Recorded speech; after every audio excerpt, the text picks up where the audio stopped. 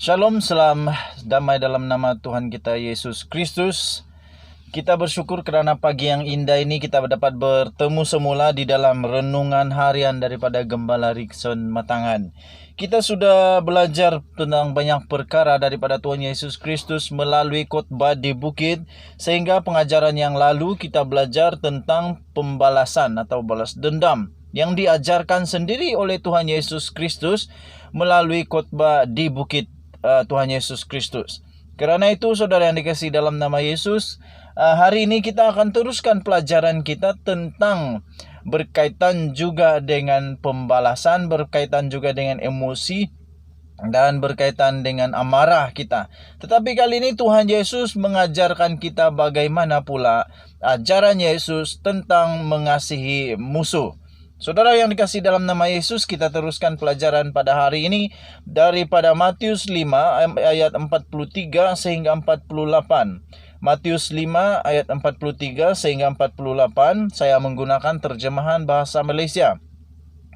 Tajuknya, mengasihi musuh. Nombor 43, kamu sudah mendengar ajaran seperti berikut, kasihilah sahabatmu dan bencilah musuhmu.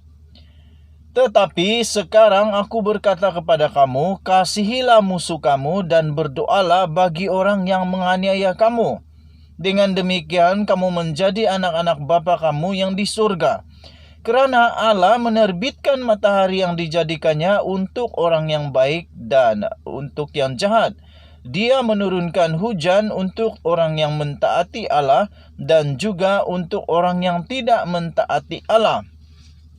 Patutkah kamu menerima pahala daripada Allah jika kamu hanya mengasihi orang yang mengasihi kamu?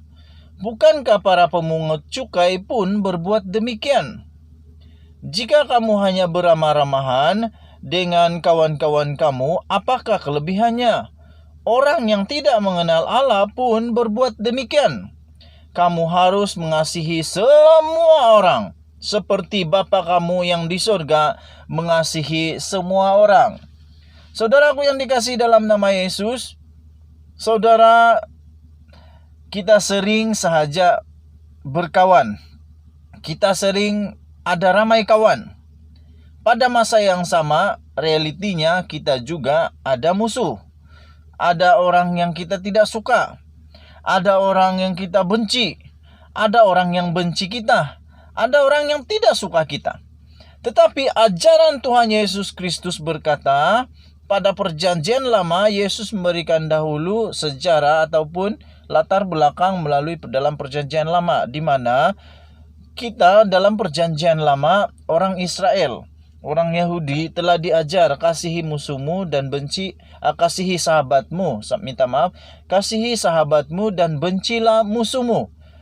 Tetapi saudara yang dikasihi dalam nama Yesus, setelah Tuhan Yesus lahir, beliau telah mengajarkan pula perkara yang jauh lebih besar maknanya, yaitu kasihi musuhmu, berdoalah bagi mereka yang menganiaya. Haleluya. Tuhan Yesus memang luar biasa. Dia mengajar bukan sekadar mengasihi sahabat, mengasihi orang-orang yang kita suka, tetapi juga mengasihi musuh dan berdoa bagi orang yang berbuat jahat kepada kita. Haleluya. Sangat sukar untuk dilakukan, tetapi kita perlu belajar untuk melakukan kerana inilah yang Tuhan Yesus mau kita buat. Saudara, sehingga Tuhan Yesus memberi contoh yang jelas memang menunjukkan bahawa kita wajib dan tiada pilihan kecuali mengasihi musuh dan mendoakan yang menganiaya kita.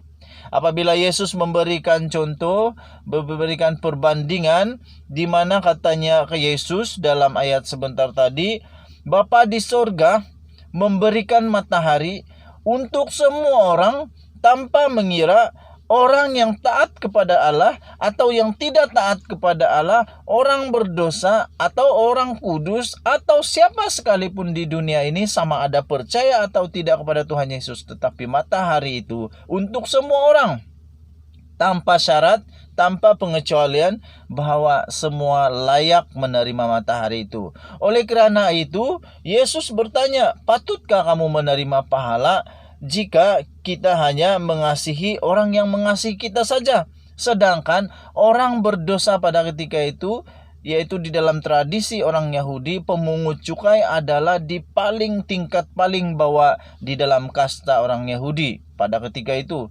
Tetapi Yesus berkata, para pemungut cukai pun membuat benda yang sama, melakukan perkara yang sama, yaitu mengasihi sahabat tapi membenci musuh. Jadi kalau kita tidak mengasihi musuh kita, apa bezanya? Apa kelebihan kita? Apa yang melayakkan kita untuk menerima kasih karunia Allah, kata Yesus. Karena itu saudara yang dikasihi dalam nama Yesus, Yesus menambah lagi di dalam ayat 47.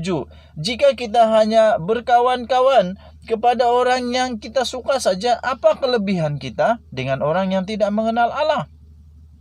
Apakah kelebihan kita sebagai orang Kristen yang kata kita mengasihi Tuhan Yesus, yang kata kita mengasihi Yesus, yang kata kita menuruti ajaran Yesus, yang kata kita adalah anak-anak Allah? Apa beza kita kalau kita tidak ada beza dengan orang lain? Kita mengasihi sahabat kita tapi memusuhi orang yang menganiaya kita atau musuh kita. Tidak ada bezanya. Karena itu saudara, kita harus menjadi garam dan terang dunia, yaitu kita menjadi satu tanda ajaib yang berbeza daripada orang yang tidak mengenal Allah, yaitu kita belajar coba sedaya upaya meminta kekuatan daripada Tuhan Yesus untuk mengasihi musuh kita dan berdoa bagi mereka.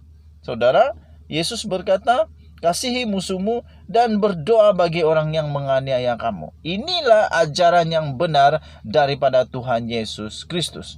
Kita tidak pernah untuk diajar membenci orang ataupun menganiaya orang, membalas semula kejahatan dengan kejahatan. Tidak pernah. Tetapi Yesus mengajar, kasihi musuhmu dan berdoalah bagi orang yang menganiaya kita. Di ayat yang ke-48 yang terakhir, kamu harus mengasihi semua orang, seperti Bapa kamu di surga mengasihi semua orang. Saudara yang dikasihi dalam nama Yesus, di dalam seluruh pengajaran sebentar tadi yang kita belajar tentang mengasihi musuh, itulah dia punya dasar seluruhnya, yaitu kita harus, Yesus mengarahkan kita, Yesus memberikan arahan kepada kita supaya mengasihi semua orang tanpa syarat. Sama ada orang itu musuh ataupun kawan, tetap kasihi. Sama ada orang itu membenci kita atau menyukai kita, kita tetap mengasihi, kita tetap memberikan kasih karunia daripada Allah kepada mereka juga. Dan yang paling penting, kita berdoa untuk mereka. Tuhan Yesus memberkati kita. Kita sudah menyambut hari kemerdekaan. Sepatutnya hati kita adalah hati yang sudah merdeka. Terima kasih karena bersama di dalam renungan pagi ini. Mari kita bersama-sama belajar untuk mengasihi musuh kita dan berdoa bagi orang yang menganiaya kita. Tuhan Yesus memberkati. Kita jumpa lagi di dalam renungan harian pada esok hari. Yesus memberkati kita semua dan menyertai, memberikan kita damai sejahtera dan sukacita. Tuhan Yesus berserta kita. Haleluya, amin.